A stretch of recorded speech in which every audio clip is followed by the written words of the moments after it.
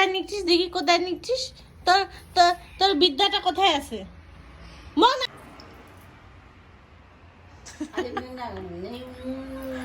আমাকে লাগবে না, খাতায় লেখো, খাতায় লেখো, খাতায়।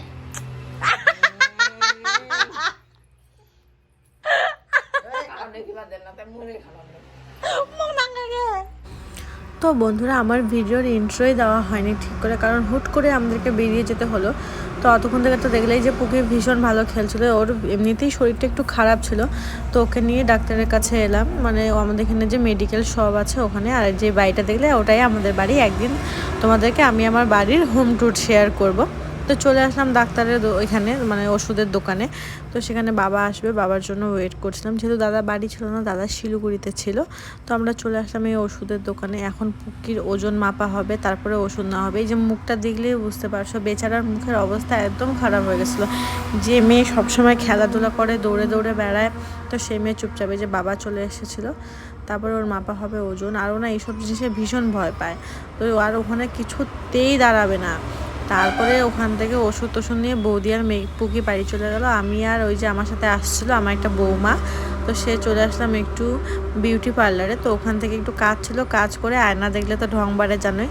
তারপরে একটা কসমেটিক্সের দোকানে গিয়ে কিছু কসমেটিক্স নিয়ে তারপরে আমাদের মোড়ের এখানে মানে অনেক টোটো, তো আমাদের একটা দাদার শেখাচ্ছিল, তো সেই দাদার সাথেই সবসময় যাওয়া আসা করি।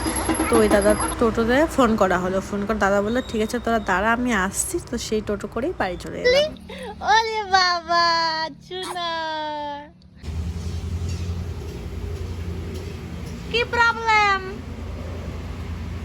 তুমি কাকে আচড়াইছো?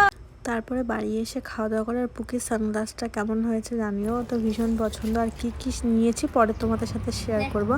আর এই যে দেখো একদম মেকআপ শেকআপ করে রেডি।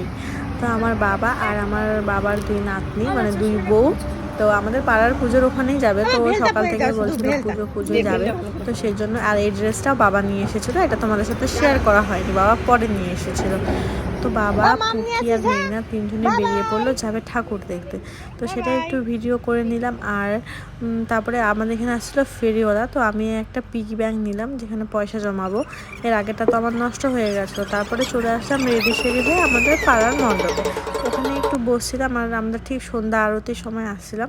তো ঠিক আছে, তোমরা সন্ধ্যা আরতিটা এনজয় করো আর ভিডিওটা দেখতে থাকো, কেমন লাগলো জানিও কিন্তু।